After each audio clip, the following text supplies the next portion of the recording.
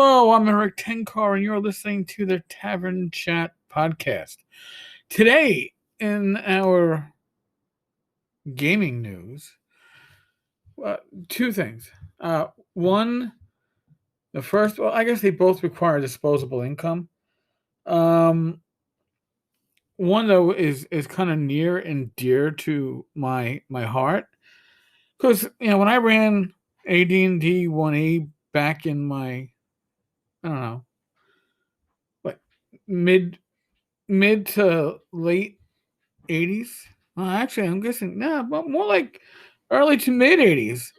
I was a generous GM. I gave away artifacts, because hey, if you rolled it randomly, right, gave it away. And Vecna, the hand and eye of Vecna was always something that was really, really cool. And I actually used Tome of Horrors to get rid of a few artifacts that I realized I probably shouldn't have given out because I figured, hey, they'd rather lose an artifact than die. Well, no, I think they probably would have had the characters die. But in any case, WizKids is releasing the Hand and Eye of Vecna collectible this February, and it looks good in a really horrible way. And I know it's a pre-order. I'll include a link in the show notes, but seldom is the name of Vecna spoken except in a hushed voice. Vecna was, in his time, one of the mightiest of all wizards. Throughout dark magic and conquest, he forged a terrible empire. For all his power, Vecna couldn't escape his own mortality. He began to fear death and take steps to prevent his end from ever coming about. Orcus, the demon prince of undeath, taught Vecna a ritual that would allow him to live on as a lich. Beyond death, he became the greatest of all liches. Some say that Vecna's lieutenant Kas coveted the spider throne for himself, or that the sword his lord made for him seduced him into rebellion. Whatever the reason, Kas brought the undying king's rule to an end in a terrible battle left Vecna's tower a heap of ash.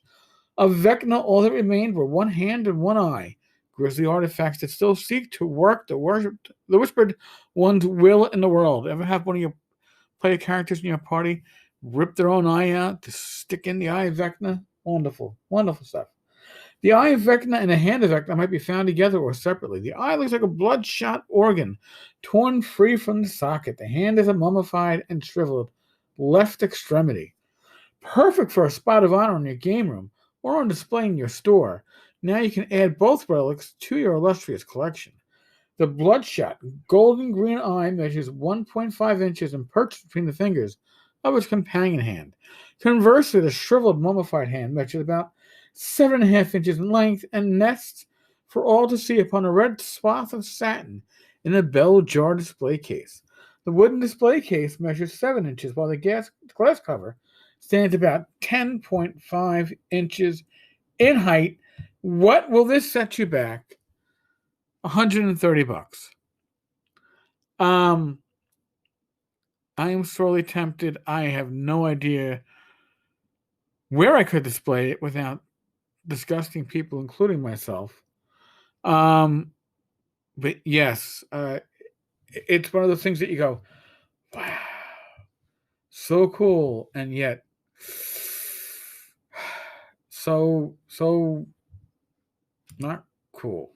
I mean, yeah, cool, but again, what would I do with it? Now, something else that is newsworthy right now and is, I guess, in some ways, just as expensive. Pathfinder for Savage Worlds went live earlier today. Now, we knew this was going to be popular, all right? I knew Pinnacle was going to make money off this, and Paizo was going to make money off it. And I don't have any hidden. I've got no special information. I don't have any sources at Paizo, but I'm going to say it's safe to assume that Paizo asked for a percentage of sales, right? Because it's going to be hot. Well, the pledge goal was 8,000, and that just, I'm sure, meant, we can have plenty of stretch goals. I am looking at the site right now. Let me refresh it. There are exactly 1,000 backers as I'm looking at this. I should probably take a screenshot of that, because how often do you get such a even number? Exactly 1,000 backers is $163,000 raised. 163,000 backers, which means the average backer is backing for over $160. How does that work out? Well, for $25, you can get your digital copy of Pathfinder for Savage Worlds core rulebook. Okay. You get all the PDFs created in this Kickstarter. To receive all PDFs, you may want a higher level reward. This does not apparently give that. All right, so we're going to go on. What do you get for $50? Game Master Digital. The core rules plus useful accessories to run Pathfinder for Savage Worlds. Again, still doesn't include everything. Player in print, which is the core book, archetype cards, set 1, PDFs of the above, $50. Rune Lord Digital. Core rules plus useful accessories and the Rise of the Rune Lords adventure path. So figure if you really want to, if you want to run this, right, as a GM in Savage Worlds, you what's the point of getting all the Pathfinder conversion rules without getting the actual adventure that you would be running with it? So that's $75. Again, digital. Game Master in print. Up. I'll be right back. Sorry about that, folks. I actually had a delivery. And when you get a delivery, you got to get it. So, Game Master in print is $100. That's the core book, the bestiary, GM screen, archetype cards, tokens, but it does not include the adventure path. If you want that, you're at the ultimate box set. Core rules, bestiary, GM screen with adventure, archetype cards, poster map, power cards, status cards, templates and tokens, dice, bennies, action deck, power dials in a sturdy and beautiful box set. Oh, my bad. That doesn't include the adventure. So if you want the ultimate box set with all the goodies in print, it's $200, but that's not really the ultimate. Or I guess the Rune Lord gives you both box sets. It's a box set of everything that's in the ultimate, and then it includes the Rune Lord's box set, which is 6 softcover books printed in full color, with a map and a beautiful and sturdy box set. Okay. You really better be looking forward to running this shit at $300. Basically, if you want to run this in print, if you want to jam this in print, it's $300. I'm not saying it's not worth the investment. What I'm saying, it's a $300 investment. If you want everything but the adventure, and you want it everything but the adventure in print, it's $200. Vecna's Hand and Eye was what, 130? I can almost justify that shit now. Still, not saying that I need it, but I can damn well come close to justifying it. Oh my god. So, predictions. I'm sure somebody, well, how much do you think it's gonna make on Kickstarter? And I'm sure if you went to Kick Tracks, it'd be saying, oh my god, it's gonna hit like $1 million. I think in the end it's gonna come in at a solid 400,000, give or take, which is good. It's fucking great. Okay, and maybe it will help Paizo's bottom line, because this is funding because it's you got your chocolate in my peanut butter. Really, it's. I'm not huge on adventure paths, but the early adventure paths, I do have them. I did read them. They didn't seem bad. They weren't horrible railroads.